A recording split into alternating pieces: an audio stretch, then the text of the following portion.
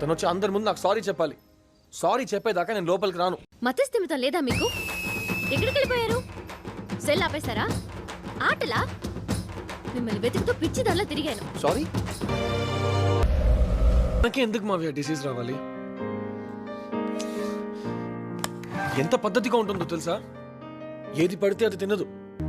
ఇల్లు కాలేజ్ తప్ప వేరే ప్రపంచం తెలియదు మావయ్య తనకి.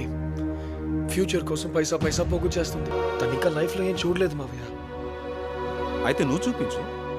అన్ని చిన్న చిన్నవి. నీకెక్కడికి వెళ్ళడం లేదా? కాశీకెళ్ళాలి.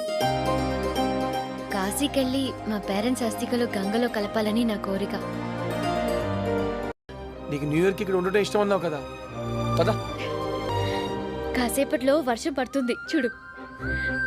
లైఫ్లో నేను ఎప్పుడూ దేనికోసం వెయిట్ చేయలేదు, కానీ ఇప్పటి నుంచి ప్రతి సంవత్సరం ఈ వర్షం కోసం ఎదురు చూస్తాను.